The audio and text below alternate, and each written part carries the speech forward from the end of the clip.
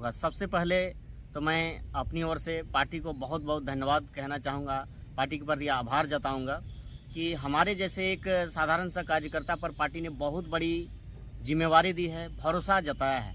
लोकसभा का गोला प्रखंड का प्रभारी बनाना कहीं न कहीं पार्टी के लिए बहुत बड़ी चीज़ है और वो प्रभारी बना करके हमको जो गरिमा, जो सम्मान दिया है, ये बहुत बड़ी चीज़ है। इनके लिए फिर से मैं तहे दिल से जेबी केसेस का और पार्टी सुप्रीमो हमारे टाइगर जयराम महतो जी का दिल से आभार व्यक्त करता हूँ। जेबी केसेस के जितने भी विपक्षी पार्टियां हैं, चाहे वो आसू है, जेएमएम हो, कांग्रेस हो, बीजेपी हो, सभी पार्टियों के पास जो है धन बल उनके पास बहुत ज़्यादा है और जेबी केसेस के पास सिर्फ जन बल है। तो क्या धन बल के आगे जन बल जीत पाएगी? निसंकोच जेबी केसेस 2 साल से आंदोलन कर रही है कि झारखंड में बाहरी विधायक, सांसद नहीं चलतो, बाहरी भाषा नहीं चलतो को लेकर लगातार आंदोलन की है। बावजूद जो भाजपा है, जो राष्ट्रीय स्तर की पार्टी है, वो बाहरी नेता को टिकट देने का काम किया। इस पर आपका क्या राय रहेगा? उस पर दो शब्द। देखिए, हम जोहार, नमस्कार दोस्तों। इस वक्त मैं रामगढ़ जिला के गोला प्रखंड में मौजूद हैं और अभी हमारे बीच जेबी केसेस के सक्रिय सदस्य, रामगढ़ जिला कोर कमेटी के सदस्य पांडव कुमार महतो जी है।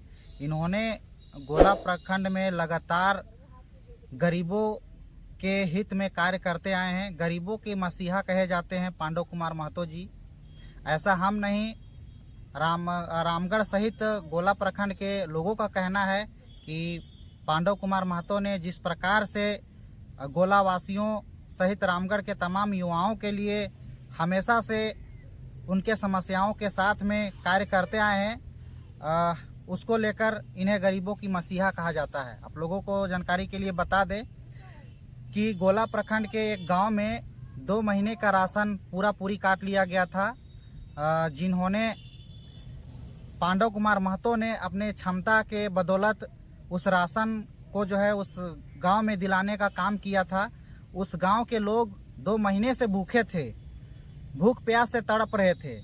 तो इनके पास वो समस्या आती है और इन्होंने मुखरता से उस समस्या को लिया और 2 महीने का पूरी जो राशन, 2 ट्रैक्टर चावल, आप लोग समझ सकते हैं दोस्तों, 2 ट्रैक्टर चावल इन्होंने उस गरीबों के बीच में दिलाने का काम किया था।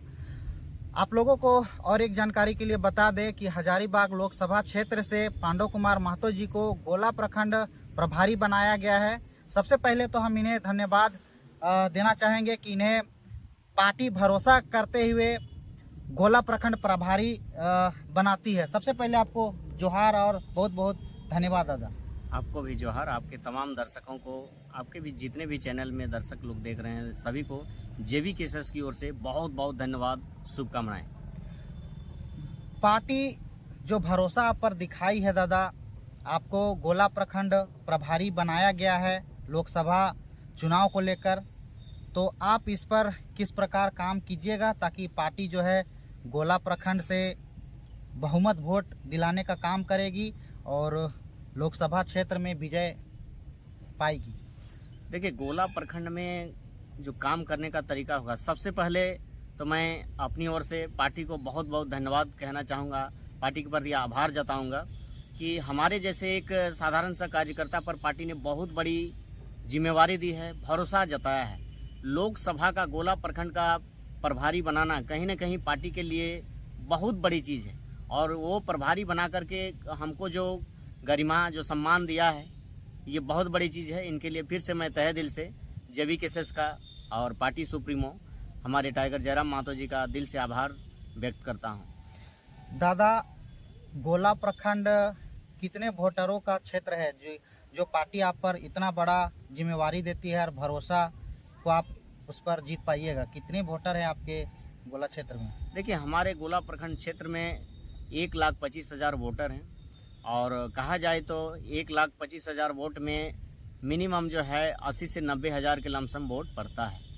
और इसको अगर सही रूप से देखा जाए तो कहीं न कहीं वो गोला प्रखंड जो है, चाहे हजारीबाग लोकसभा की बात करें या फिर रामगढ़ विधानसभा की बात करें, कोई भी चुनाव जो होता है, चाहे लोकसभा की चुनाव हो या फिर विधानसभा की चुनाव हो, हर एक चुनाव में बहुत ही बड़ा जो गेम चेंजर साबित होता है और वही निर्णायक होता है गोला प्रखंड। दादा, जेबी केसेस नई पार्टी है, फर्स्ट बार चुनाव में आने वाली है, जो चुनावी राजनीति होता है उसमें उतरने वाली है। तो आपके साथ ये चैलेंजिंग विषय होगा।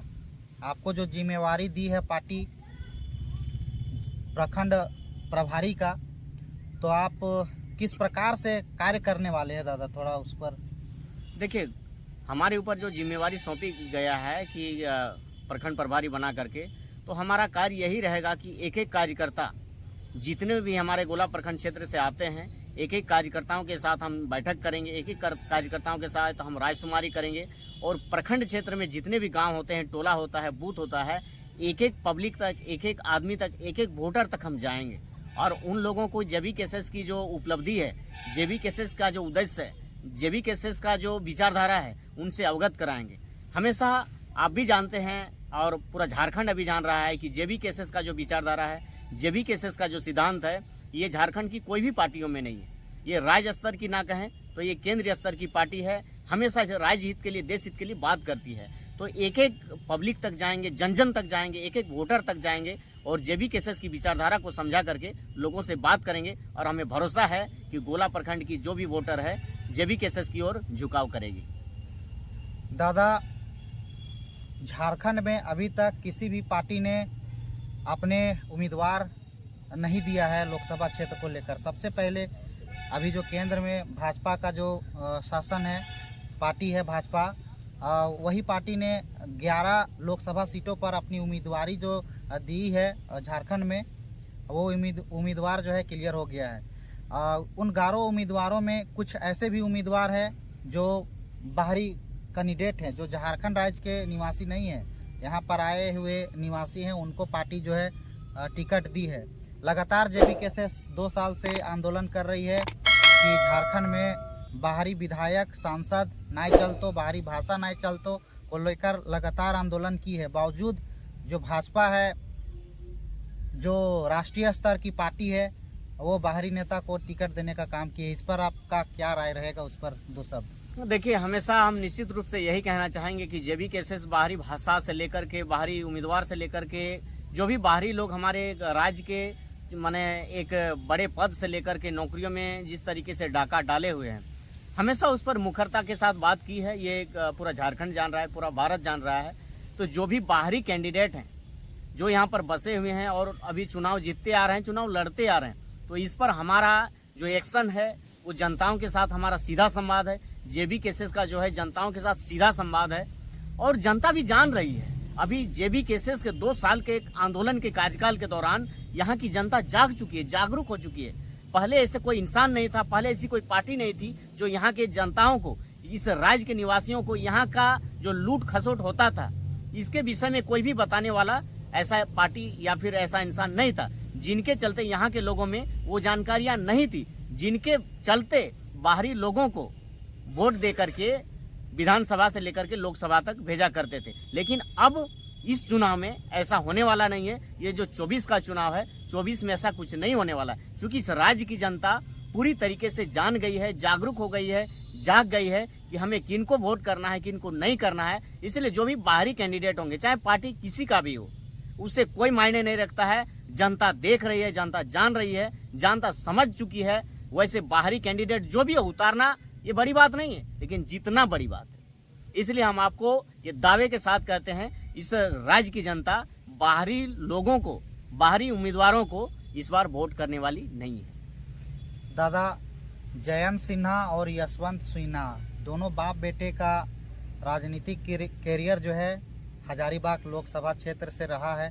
उन्होंने कई बार लगातार नेतृत्व किया है लोकसभा क्षेत्र को। अभी राजनीति संन्यास ले चुके हैं जयंत सिन्हा जी। उन्होंने जो है ट्वीट के माध्यम से ये बताया है जनता को कि उन्होंने जो है संन्यासी ले लिया है राजनीति से। क्या कहिएगा इस पर, आप क्या बोलना चाहिएगा? क्या ये जेबी केसेस के प्रभाव के कारण ही उन्होंने संन्यास दिया है राजनीति से? क्योंकि पिछले लगातार कई सालों से वो जो है जीत हासिल करते आए हैं, सांसद बनते आए हैं लोकसभा क्षेत्र से, हजारीबाग लोकसभा क्षेत्र से। जेबी केसेस के आंदोलन लगातार 2 साल से चल रहा था। बाहरी भाषा नहीं चलतो, बाहरी कलाकार नहीं चलतो, बाहरी भाषा नहीं चलतो, बाहरी नेता विधायक नहीं चलतो। क्या ये उसी का प्रभाव का एक अंग है? क्या बोलिएगा इस पर? निसंकोच अगर ये 2 बार का सांसद अगर अपना दावेदारी को छोड़ा है, अपनी उम्मीदवारी को छोड़ा है, तो कहीं न कहीं 110% जो है ये जेबी केसेस का प्रभाव है। और जेबी केसेस के डर से इन्होंने राजनीति में संन्यास की बात करें या भी जो भी करें, बस जेबी केसेस का जो खौफ है, इस खौफ के चलते इन्होंने उम्मीदवारी से अपना नाम वापस लिया है। और सही मायने में अगर हम कहना चाहेंगे तो इनको पता चल गया था कि हजारीबाग लोकसभा की जनता क्या चाह रही है, अब किस मूड में है, अब करना क्या चाह रही है, वोट किनको दे रही है, ये जान चुके थे। और ये अपना इज्जत बचाने के लिए केवल उस तरीके से ट्वीट किए हैं। कहीं ना कहीं ये जेबी केसेस का डर के कारण ही इन्होंने अपना नाम वहां दर्ज नहीं करवाया है।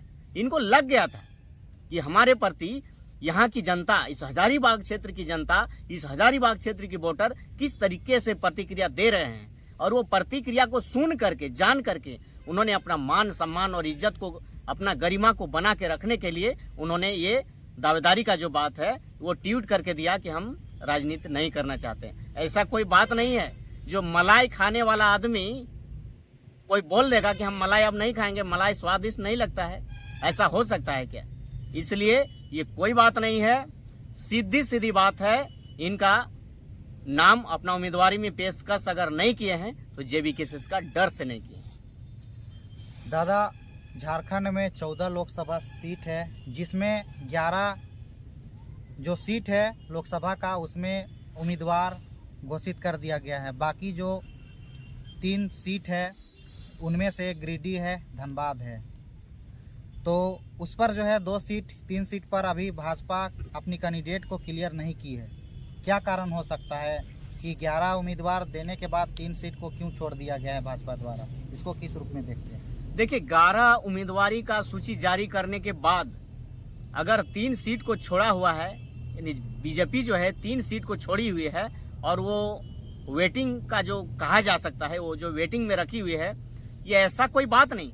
ये सीधी सी बात है, हमारे सुप्रीमो टाइगर जयराम महतो के खौफ से गिरिडीह, धनबाद और चतरा का जो सीट है वो कैंडिडेट उनको मिल नहीं रहा है। वो कैंडिडेट अगर उस लेवल का मिलता, उस टक्कर का मिलता, तो उनका भी सूची जारी कर देता।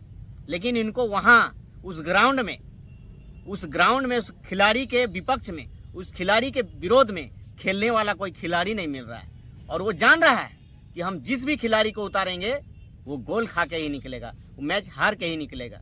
इसलिए कहीं ना कहीं वो तनावग्रस्त है। बीजेपी जो है तनावग्रस्त है, दबाव में है, डर में है, खौफ में है कि हम करें तो करें, क्या करें। वो असमंजस में पड़ी हुई है, वो धर्म संकट में पड़ी हुई है। इसलिए अभी स्थिति ऐसा पैदा हो गया है, हमारे टाइगर जयराम महतो का खौफ ऐसा पैदा हो गया है कि वहां एक कैंडिडेट देने के लिए इनको सोचना पड़ रहा है।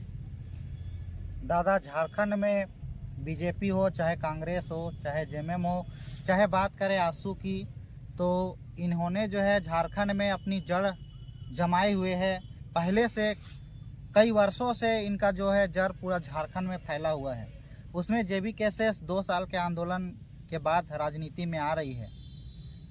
तो किस प्रकार से लोकसभा क्षेत्र हजारीबाग को जीतेगी जेबी केसेस? क्योंकि यहाँ जो अभी कैंडिडेट जी भाजपा ने दिया है मनीष जायसवाल जी को, तो वो बीजेपी से एक बोल सकते हैं कि काफ़ी मजबूत पार्टी के प्रत्याशी हैं। तो जो भी जेबी केसेस का प्रत्याशी आएगा हजारीबाग लोकसभा क्षेत्र से, कैसे विजय कर पाएगी? इतनी बड़ी बड़ी पार्टियों से कैसे टकराएगी? क्या मुद्दा रहेगा? कैसे जीत हासिल कर पाएगी? देखिए, चाहे पार्टी का कोई भी मजबूत कैंडिडेट हो, बीजेपी हो, कांग्रेस हो या फिर कोई भी अन्य पार्टियां हो, यहाँ करोड़पति उम्मीदवार उतारने के जगह में अगर अरबपति भी उम्मीदवार उतार देगी ना कोई भी पार्टियां, तो हजारीबाग में उसको टिकना मुश्किल है। क्योंकि यहाँ इस बार रुपया का कोई खेल नहीं होने वाला है।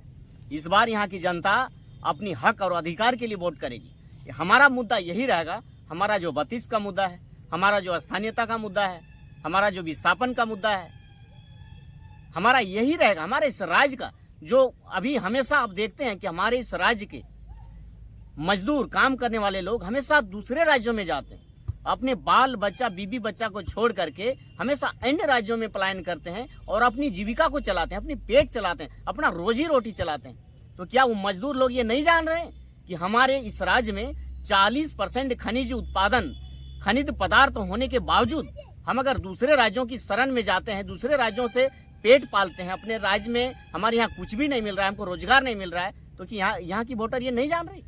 ये सारी चीज को अवलोकन कर रही है और ये हमारा मुद्दा रहेगा। ये जो बेरोजगारी है, जो नौकरी का जो लूट है, ये हमारा मुद्दा रहेगा। हमारा 1932 का मुद्दा है, हमारा स्थानीयता का मुद्दा है। इसलिए हमारे मुद्दे के सामने कोई भी कैंडिडेट चाहे कितना भी शक्तिशाली हो, कितना भी रुपया वाला हो, लेकिन इस मुद्दा के सामने वो रुपया पस्त हो जाएगा। हम आपको ये आशा और पूरी उम्मीद के साथ ये कहना चाहते हैं कि जेबी केसेस हजारीबाग लोकसभा से जीत हासिल कर रही है। केवल यहाँ फॉर्मेलिटी बाकी है, चुनाव तो जेबी केसेस ही जीतेगी, क्योंकि यहाँ की जनता मन बना चुकी है। किसी भी हाल में बीजेपी रहे या कांग्रेस रहे या जो भी गठबंधन हो, यहाँ सटने वाला नहीं है। जेबी केसेस के सामने टक्कर में कोई कैंडिडेट नहीं है। रुपया में हो सकता है, बाकी राजनीति की बात करिए, मुद्दा की बात करिए, क्या मुद्दा है किसी के पास जो जेबी केसेस से टकराएगा? हम आपको तो यही कहना चाहेंगे आपके चैनल के माध्यम से कि जेबी केसेस से जो टकराएगा वो चूर चूर हो जाएगा। संभावना नहीं है। कौन कैंडिडेट है हम उनका नाम नहीं लेना चाहेंगे, लेकिन जेबी केसेस के सामने हम क्या कहें, उनका जमानत जब्त हो जाएगा। टिकने वाला नहीं है जी। जेबी केसेस निर्विरोध हजारीबाग लोकसभा का चुनाव जीत रही है, ये सीट को निकाल रही है। दादा, एक लास्ट सवाल रहेगा आपसे। जेबी केसेस ने अभी तक कह रहा है कि 6 से 7 लोकसभा सीट पर हमने प्रत्याशी देने का काम करेंगे। दादा, आपसे हम जानना चाहेंगे कि जेबी केसेस के जितने भी विपक्षी पार्टियां हैं, चाहे वो आसू है, जेएमएम हो, कांग्रेस हो, बीजेपी हो, सभी पार्टियों के पास जो है धन बल उनके पास बहुत ज़्यादा है और जेबी केसेस के पास सिर्फ जनबल है। तो क्या धन बल के आगे जनबल जीत पाएगी? निसंकोच इस बार जिस तरीके से पूरे राज्य में आंदोलन चल रहा है, इस झारखंड में जिस तरीके से पूरे राज्य में क्रांति चल रही है, इसमें कहना ये कोई भी दो मत की बात नहीं है। निसंकोच हम आपको बताना चाहेंगे कि जेबी केसेस के सामने चाहे कितनों भी धन बल की पार्टी हो, टिकने वाली नहीं है। इसके लिए हम एक छोटा सा तर्क देके आपको बताना चाहेंगे। जेबी केसेस का अगर कहीं पर पंचायत कमेटी का गठन होता है तो वहाँ हजारों हजार की भीड़ आती है। आप इससे समझ सकते हैं, यहाँ की जनता इससे समझ चुकी है कि आखिर कारण क्या है जो जेबी केसेस का साधारण पंचायत कमेटी गठन होता है और वहाँ 20 से 25 हजार की भीड़ आती है। और अन्य पार्टियां जो सत्ताधारी पार्टी है वो लाखों, 2 लाख, 5 लाख, 10 लाख खर्च करके एक सभा करती है, लेकिन उनकी कुर्सियां खाली रह जाती है। हम इस आंकड़े के अनुसार से ये कहना चाहेंगे कि हमारे टाइगर जयराम मातो का जहां भी कार्यक्रम होता है वहां लाखों की भीड़ जुटती है, जबकि उस कार्यक्रम में जाने के लिए कोई भी व्यक्ति को, कोई भी लोगों को 1 रुपया भी नहीं दिया जाता है। और अन्य पार्टियों में मुर्गा, दारू, रुपया, गाड़ी, सारा चीज का व्यवस्था दिया जाता है। उस कार्यक्रम तक आने के लिए, घर पहुंचाने के लिए सारी सुविधा उपलब्ध कराई जाती है, बावजूद वहां की कुर्सियां खाली रह जाती है। और ये जेबी केसेस के कार्यक्रम में, सभा में, सम्मेलन में जाने के लिए किसी को पैसा नहीं दिया जाता है, लेकिन जिस भी ग्राउंड में कार्यक्रम का आयोजन होता है वो ग्राउंड छोटा पड़ जाता है। हम इसी आंकड़े के अनुसार से ये कहना चाहेंगे कि यहाँ की जनता इस बार मन बना चुकी है, यहाँ की जनता इस बार समझ चुकी है कि हमें वोट किसको करना है। इसलिए ये झारखंड की जो लड़ाई है, जो जेबी केसेस की लड़ाई है, ये मिट्टी की लड़ाई है और यहाँ के जितने भी वोटर हैं यहाँ की मिट्टी की ये लाज बचाने के लिए इस बार वोट करेंगे। इसलिए पैसा धरे के धरे रह जाएगा और यहाँ की इस बार हजारीबाग लोकसभा की चुनाव यहाँ की जनता जीतेगी, यहाँ का माटी जीतेगा, यहाँ का माटी का बेटा चुनाव जीतेगा। दादा, अंतिम सवाल, क्या हजारीबाग लोकसभा सीट जेबी केसेस जीत पाएगी? निसंकोच हजारीबाग लोकसभा की सीट जो है निसंकोच 110%, हमने तो पहले भी आपको कहा, जेबी केसेस चुनाव जीत रही है, ये कोई दुराई नहीं है। चाहे कोई भी पार्टियां हो, जो भी अपना जिसको दांव आजमाना है आजमा ले,